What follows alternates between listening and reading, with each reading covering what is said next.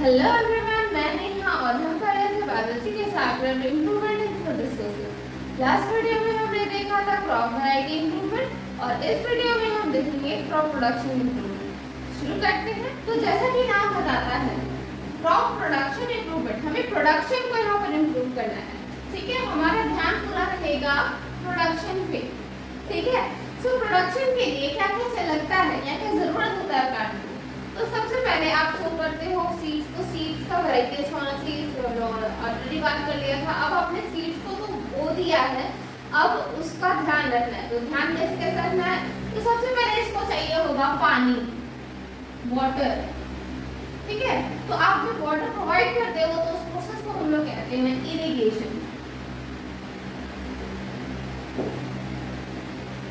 ठीक है, तो एक एस्पेक्ट हो जाता है इरिगेशन। दूसरा एस्पेक्ट होता है कि उसको प्रॉपर मिनरल्स मिलना चाहिए, उसको प्रॉपर न्यूट्रिएंट्स मिलना चाहिए।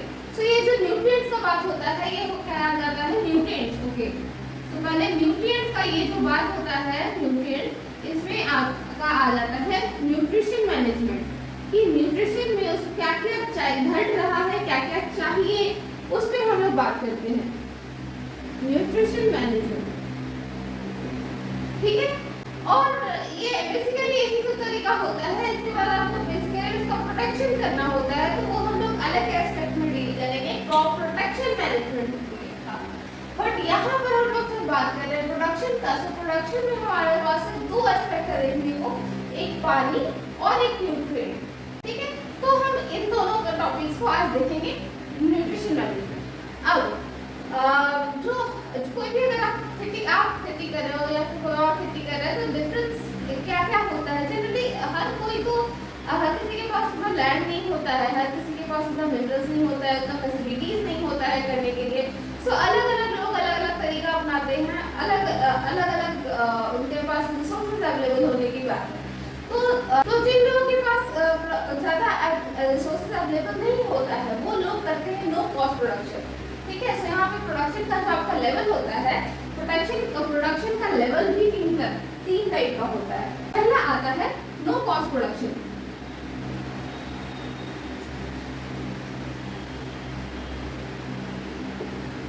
दूसरा आता है लो कॉस्ट प्रोडक्शन।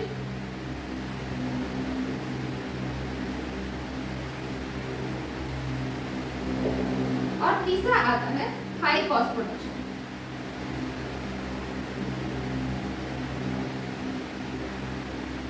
ये है आपके प्रोडक्शन लेवल, किस लेवल पे प्रोडक्शन हो सकता है। तो जनरली तीन लेवल पे प्रोडक्शन होता है, no cost production, low cost production और हाई कॉस्ट प्रोडक्शन। सो ये तीन लेवल ऑफ प्रोडक्शन है। इस नाम इंडिकेटिव है कि कैसा प्रोडक्शन होता होगा। नो कॉस्ट प्रोडक्शन जो होता है इसमें बिल्कुल भी खर्च नहीं होता है, ना के बराबर खर्च होता है।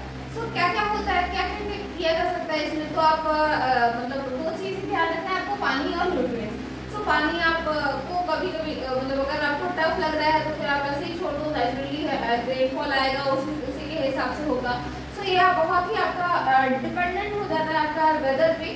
और दूसरा चीज़, अगर आपको न्यूट्रिएंट मैनेजमेंट में फिर आपके पास बस एक ही ऑप्शन होता है मैन्योर्स यूज़ करने का, वो भी आपका वेजिटेबल वेस्ट जो है वो यूज़ कर लिया, तो वो आपका हो गया no cost production. No cost production में ज़्यादा नहीं, मतलब कुछ चीज़ें यूज़ की जाती हैं, जैसे कि मैन्योर्स जो है, मैन्योर्स तो चलो ठीक है, आपने वर्मी कंपोस्ट लगाया, कंपोस्ट से कर दिया और उसको ज़्यादा कॉस्ट नहीं है, लो कॉस्ट इफेक्टिव है, लो कॉस्ट में हो जाता है। और उसके अलावा वाटर छोटा मोटा सोर्स लगा करके, मतलब जैसे आपका ट्यूबवेल हो गया, वो सबसे आपने पानी डाल दिया, सो हो जाता है लो cost production. High cost production में आप प्रॉपर तरीका लगाते हो कि हाँ मतलब किस तरह का इरिगेशन बेस्ट होता है, आप उस तरह का इरिगेशन का सेटअप लगाओगे। आप फर्टिलाइजर्स भी सॉइल क्वालिटी का को देख करके ध्यान में रख करके आप उस पर इन्वेस्ट करोगे। लाइक कौन सा न्यूट्रिएंट्स आपके सॉइल में नहीं है उसका फर्टिलाइजर आप ला करके डालोगे, मैन्योर तो जनरली यूज होगा ही। सो इस तरह से हम लोग तीन तरह के लेवल में प्रोडक्शन कर सकते हैं। So this is low cost production, low cost production, high cost production. हम लोग इस पे नहीं, हम लोग का फोकस इस पे रहेगा न्यूट्रिएंट मैनेजमेंट और इरिगेशन में, क्योंकि इसी के बेसिस पे आप ये पता लगा सकते हो कि कौन सा चीज़ बेस्ट है किसके लिए और कैसे। ठीक है, तो एक एक करके डील करते हैं। सबसे पहले देखते हैं न्यूट्रिशन मैनेजमेंट। तो हम बात करते हैं न्यूट्रिशन मैनेजमेंट का। पहले भी बताया था, कार्बोहाइड्रेट होता है, प्रोटीन्स, फैट्स होता है, उसके अलावा विटामिन, मिनरल्स, वाटर और रफेज। हमने शुरू में ये सब डिस्कस कर लिया है। अभी हम लोग बात करते हैं प्लांट में कौन कौन से न्यूट्रिएंट्स चाहिए और क्या क्या न्यूट्रिशन का जरूरत होता है। सबसे पहले हम लोग बात करते हैं वो 16 एलिमेंट्स का। उन लोग को प्लांट को जनरली 16 एलिमेंट्स चाहिए होता है एज न्यूट्रिएंट्स। ये 16 एलिमेंट्स आपको 3 जगह से मिलता है, एयर, वाटर और सॉइल। ठीक है, एयर, वाटर एंड सॉइल। तो सबसे पहले एयर से आपको मिलता है, तो आपका पास में आ गया कार्बन एंड ऑक्सीजन। ठीक है, कार्बन एंड ऑक्सीजन और नाइट्रोजन भी बहुत होता है एयर में, लेकिन एयर से डायरेक्ट प्लांट नाइट्रोजन नहीं ले सकता, क्योंकि उस जिस फॉर्म में प्लांट को नाइट्रोजन चाहिए होता है वो उस फॉर्म में नहीं होता है। तो इसीलिए एयर से नाइट्रोजन प्लांट नहीं ले सकता। एयर से सिर्फ कार्बन CO2 सिर्फ ले सकता है, जिसमें आपका आता है कार्बन एंड ऑक्सीजन। ठीक है, पानी से आपको मिलता है सिर्फ पानी यानी कि H2O। ठीक है, यानी कि hydrogen and oxygen, hydrogen and oxygen. So आपके पास क्या क्या आ गया, कार्बन, हाइड्रोजन, ऑक्सीजन। ये 3 चीज आपको मिलता है एयर और वाटर से। ठीक है, सॉइल में आपका आता है बाकी 13 एलिमेंट्स। ठीक है, कौन कौन से है ये 13 एलिमेंट्स? पहले आपको ये बता दें कि सारा ही एलिमेंट्स ये सब जरूरी होता है प्लांट के ओवरऑल ग्रोथ के लिए। अगर एक भी एलिमेंट आपका छूट गया तो प्लांट प्रॉपर्ली फंक्शन नहीं कर सकता है। जिस तरह से हमारा भी एक भी कंपोनेंट छूट जाता है तो हम सफर करते रह जाते हैं, बिल्कुल उसी तरह से प्लांट को भी 13 एलिमेंट सारे जरूरी हैं। कोई स्मॉल क्वांटिटी में चाहिए होता है, कोई लार्ज क्वांटिटी में चाहिए होता है। तो एयर, कार्बन, हाइड्रोजन, ऑक्सीजन का बात नहीं करते हैं, क्योंकि ये तो इसके पास ऑलरेडी अवेलेबल है, जितना चाहे उतना ले सकता है। बात हम लोग करते हैं 13 एलिमेंट्स का। सो इन 13 एलिमेंट्स में आपका 2 कैटेगरी हो जाता है, एक जो ज़्यादा लगता है प्लांट को और दूसरा जो कम लगता है प्लांट को। तो वो उसके बेसिस पे हम लोग कह देते हैं इसको macronutrients and micronutrients.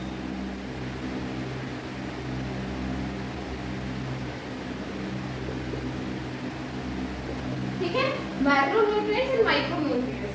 So macronutrients कौन-कौन से होते हैं? जो ज्यादा क्वांटिटी में चाहिए होता है प्लांट को, जो ज्यादा क्वांटिटी में लगेगा वो है मैक्रो न्यूट्रिएंट्स, और जो कम क्वांटिटी में लगेगा वो आपका होता है माइक्रो न्यूट्रिएंट्स। इसमें ऐसा कुछ नहीं है कि ये कम जरूरी है या वो ज्यादा जरूरी है, ऐसा कुछ नहीं है। सारा ही एलिमेंट्स बहुत जरूरी होता है प्लांट के ओवरऑल ग्रोथ के लिए। सो मैक्रोन्यूट्रिएंट्स में क्या क्या आता है? आप ऐसे आ रखो NPK, ठीक है, NPK ये फर्टिलाइजर का मतलब जो भी फर्टिलाइजर आपका रहता है उसमें ये सब रहता ही रहता है। NPK ये काइंड ऑफ परमानेंट सॉल्यूशन है, ठीक है, कि NPK होना ही होना है। तो NPK ये हमेशा चाहिए होता है हर प्लांट को, इसीलिए माइक्रोन्यूट्रिएंट्स में आता है, ज़्यादा क्वांटिटी में चाहिए होता है। ठीक है, NPK, इसके अलावा SCAMG, ठीक है, SCAMG, NPK, SCAMG, ये सब आता है माइक्रोन्यूट्रिएंट्स में। आपको इसका नाम पता होना चाहिए, ऐसे हम लिख देंगे फिर से एक बार। ठीक है, माइक्रोन्यूट्रिएंट्स क्या क्या आते हैं? माइक्रोन्यूट्रिएंट्स के आप ऐसे रख लो याद। जरा फिर से मना करो बाबू को फोन चलाते, जरा गरम, फिर से एफी मना करो, करो को छोड़ दो, बाबू को मोबाइल चलाते। ठीक है, जरा फिर से मना करो बाबू को मोबाइल चलाते। ठीक है, ZNFEMNBCUMBCL। ठीक है, ये सारा आता है आपको माइक्रोन्यूट्रिएंट्स। ये हो गया आपका कितना 6 और ये हो गया 7 नंबर। सो टोटल 6 और 7 13, और यहाँ पर बाकी 3 को हो जा रहा है। ठीक है, दो इधर 2 इधर, और दो ऑक्सीजन दोनों में ही है तो 3। हम लोग कह देते हैं कि एयर और वाटर से हमें 3 एलिमेंट्स मिल जाता है, और बाकी 13 एलिमेंट्स हमको मिलता है सॉइल से। मैक्रोन्यूट्रिएंट्स और माइक्रोन्यूट्रिएंट्स के फॉर्म में कौन कौन से है लिख दिया आपने? अगर आपको इसका इन सबका फुल फॉर्म नहीं मालूम है, एक बार फिर से यहाँ पर लिख देते हैं कौन सा माइक्रोन्यूट्रिएंट्स है, कौन सा मैक्रोन्यूट्रिएंट्स है। ठीक है, ओके। सो ये है मैक्रोन्यूट्रिएंट्स है। माइक्रोन्यूट्रिएंट्स हम लोग इसमें कार्बन, हाइड्रोजन, ऑक्सीजन को इंक्लूड नहीं किए हैं।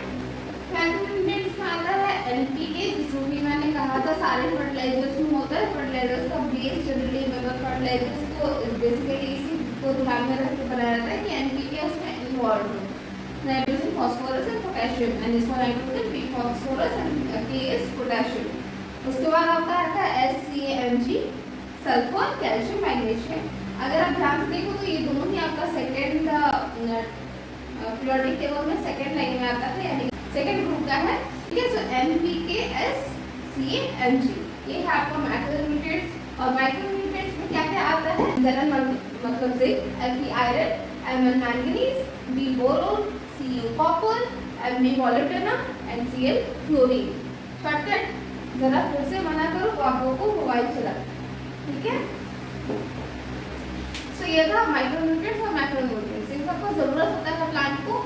तो सारे प्लांट्स को ही लगभग मतलब किसी को कम किसी को ज़्यादा करके ये सारे ही एलिमेंट्स चाहिए होता है।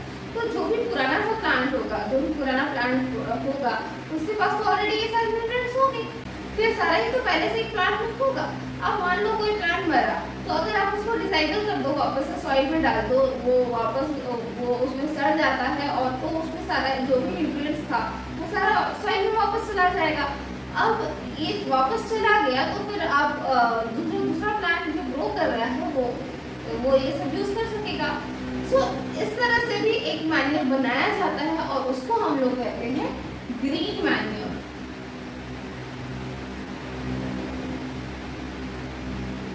ठीक है, पहले हम लोग बात करते हैं मैन्योर्स और फर्टिलाइजर्स। ये दो टर्म्स है, मैन्योर्स एंड फर्टिलाइजर्स। ये दोनों ही आपका न्यूट्रिएंट्स को इनहेंस करने के लिए होता है। मतलब किसी सॉइल में अगर न्यूट्रिएंट्स की कमी है तो मैन्योर्स और फर्टिलाइजर्स डाल करके उसको प्रॉपर किया जाता है। लेकिन क्या क्या आता है इसमें वो देखते हैं।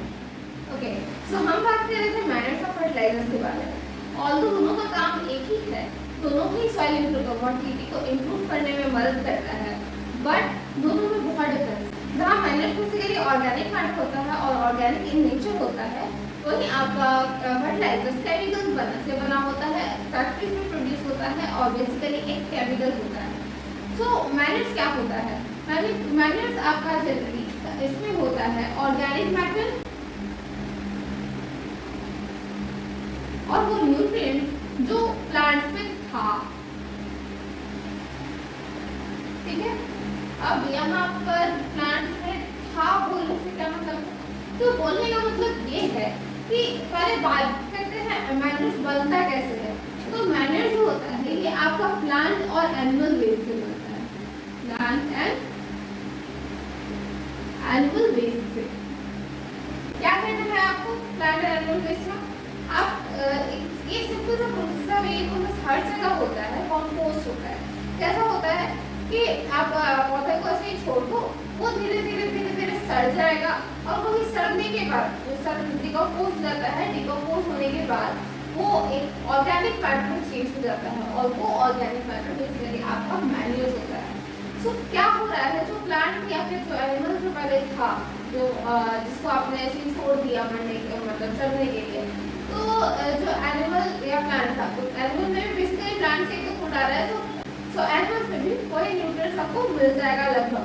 प्लांट जो था उसमें जो पहले से न्यूट्रिएंट्स था वही न्यूट्रिएंट्स उसको डिकम्पोज होने के बाद सॉइल में वापस चला गया।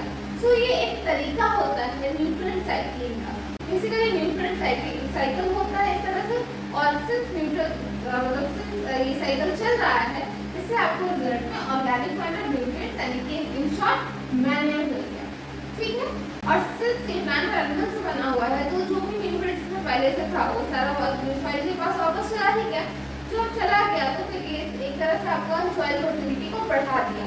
सो सॉइल फर्टिलिटी को बढ़ाने और न्यूट्रिएंट साइक्लिंग का मेन काम होता है मैन्योर का।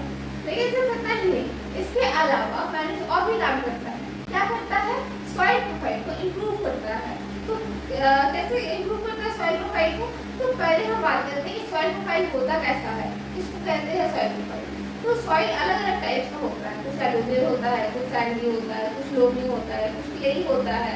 अलग अलग सॉइल का अलग अलग क्वालिटीज होता है, अलग अलग प्रोफाइल इसी को कहते हैं। तो अलग हर सॉइल का अलग प्रोफाइल है और इस प्रोफाइल के हिसाब से सबका में से सब में न्यूट्रिएंट्स का भी कमी होता है, सबका वाटर होल्डिंग कैपेसिटी अलग होता है।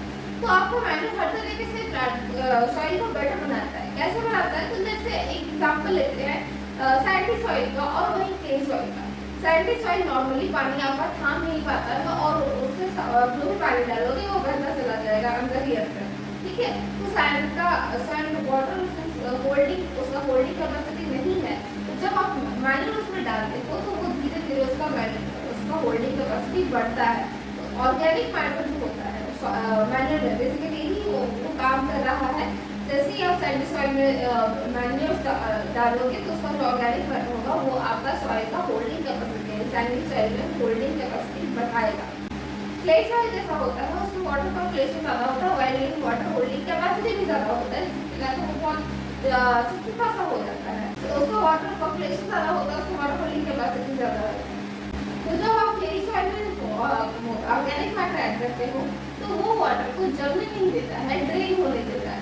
इससे क्या होता है कि वाटर साथ में वहाँ रुक नहीं पाता है और वो बहता चला जाता है और बहने से आपको वाटर लॉगिंग का प्रॉब्लम अराइज नहीं होगा, ठीक है।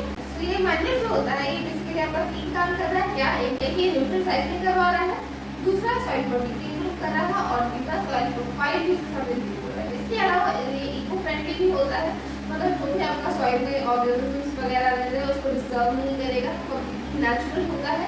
तो इसका लॉन्ग टर्म इफेक्ट ज़्यादा अच्छा होता है, बट वही शॉर्ट टर्म में उतना आपको इफेक्टिव नहीं मिलेगा जितना आपको फर्टिलाइजर होता है।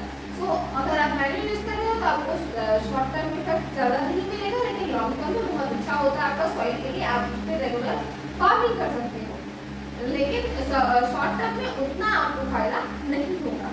होता कितने टाइप का है? तो ये बेसिकली दो टाइप का होता है। पहला होता है कंपोस्ट या फिर इसको कहते हैं वर्मी कंपोस्ट।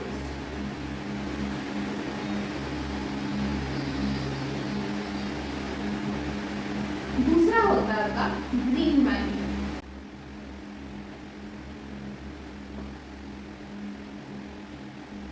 सो कंपोस्ट और वर्मी कंपोस्ट और ग्रीन मैन्यूर ये दो टाइप का है। ये दो टाइप है आपका मैन्यूर का, ठीक है। तो कंपोस्ट और वर्मी कंपोस्ट क्या होता है? तो कंपोस्ट आपका क्या होता है पहले आप वो जानो। आपने कई बार देखा होगा बहुत सारे लोगों को क्या करते हैं, वो ये गड्ढा खोदते हैं मिट्टी में और उसमें जो भी आप उनका वेस्ट होता है, प्लांट वेस्ट, एनिमल वेस्ट होता है, पाउडर हो गया, ये सबको उसी में डालते हैं, उसको ऊपर से उसको कवर कर देते हैं।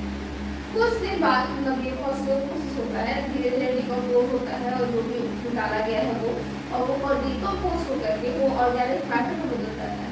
लेकिन जो आपका ऑर्गेनिक मैटर में बदला उसको हम लोग कहते हैं मैन्यूर।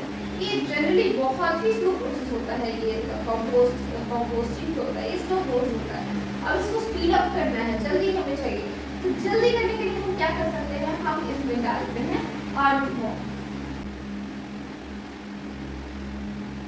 तो ये अर्थवॉर्म क्या करता है? ये अर्थवॉर्म बहुत ही इको फ्रेंडली क्रिएचर है। ये क्या करता है? ये डिकम्पोजिशन में मदद करता है। कैसे मदद करता है? तो ये क्या करता है, जो भी आपको प्लांट प्रोडक्ट एनिमल वेस्ट जो भी है इसको ये खा लेता है।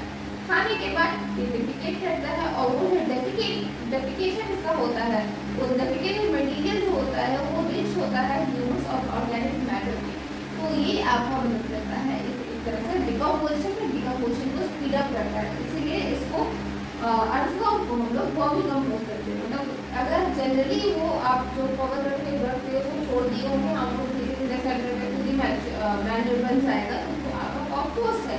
वही वर्म जो होता है, ये वर्म वर्ड से आया है, आपको वर्ड वर्मी। तो जब आप इस वर्म का यानी कि अर्थवॉर्म का मदद देते हो तो वो बन जाता है वर्मी कंपोस्ट, ठीक है। इसके अलावा एक होता है ग्रीन मैन्यूर। तो ग्रीन मैन्यूर क्या होता है? हरा दिखने वाला मैन्यूर ऐसा होता है। तो आप जैसे कि कुछ प्लांट्स होता है, कुछ वीड्स होते हैं, मतलब ये जो भी ग्रीन मैन्यूर है ये जनरली वीड्स की तरह ही उगते हैं और बहुत जल्दी डिकम्पोज भी हो जाते हैं।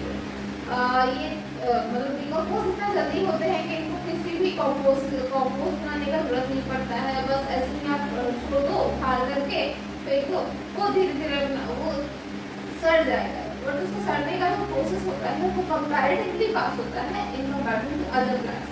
तो वैसे प्लांट्स जो बहुत जल्दी सड़ जाते हैं और जिनको डायरेक्ट आप ऐसे ही उखाड़ करके डाल सकते हो पौधों में, उसको हम लोग कहते हैं ग्रीन मैंगो। एग्जाम्पल होता है इसका सन है, गुआर,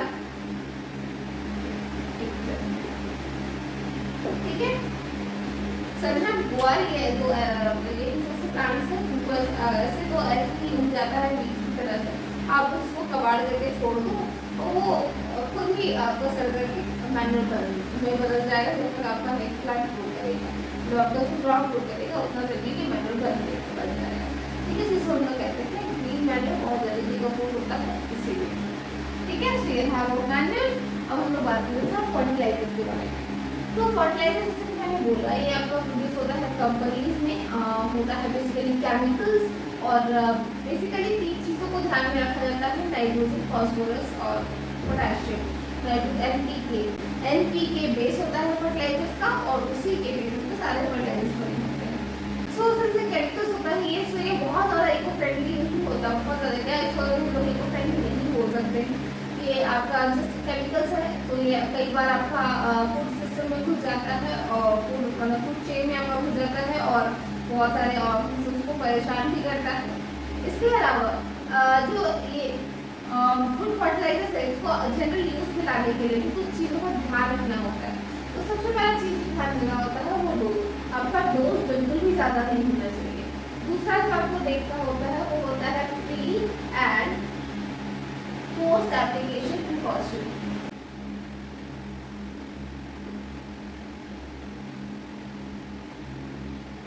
ठीक है, pre and post application precaution बोलने से क्या मतलब है? प्री का मतलब होता है पहले एंड पोस्ट का मतलब होता है बाद में। एप्लीकेशन प्रिकॉशन अप्लाई करने के लिए करने के बाद मतलब आपने फर्टिलाइजर डाला उससे पहले और उसके बाद आपको कुछ ध्यान में रखना होता है, यानी कि आपका तीनों टाइम में प्रिकॉशन है। पहले आपको ये ध्यान रखना होगा, तो प्रिकॉशन का एग्जाम्पल सिस्टम देते हैं। लेट्स से आपके सॉइल में कैल्शियम का कमी है और आप उसको एनपीके का फर्टिलाइजर डाल रहे हो, तो क्या फायदा होगा? नहीं होगा। क्यों नहीं होगा? क्योंकि जब उसको कमी था कैल्शियम का, तो कैल्शियम का कमी तो ऑलरेडी लगी आपको फर्टिलाइजर डालने के बाद भी, तो कोई फायदा नहीं हुआ फर्टिलाइजर डालने से। उल्टा आपका जो साइड होना था, जो उसको फायदा दे रहा था प्लांट को, वो बर्बाद हो जाएगा और उसके कारण आपका क्रॉप और भी ज़्यादा डैमेज हो जाएगा। तो कोई फायदा नहीं होता। तो आपको ये ध्यान में रखना होगा कि सॉइल प्रोफाइल आपका कैसा है और किन न्यूट्रिएंट्स का जरूरत है, कौन सा फर्टिलाइजर आपको यूज करना है। दूसरा, आपको इसमें डालते समय ध्यान में रखना है कि आपका कम नहीं होना चाहिए। अगर कम रह गया तो फिर आपका प्लांट को प्रॉपर न्यूट्रिएंट तो मिला नहीं, तो उसका प्रॉपर ग्रोथ होगा ही नहीं, वो अंडर डेवलप भी रह जाएगा।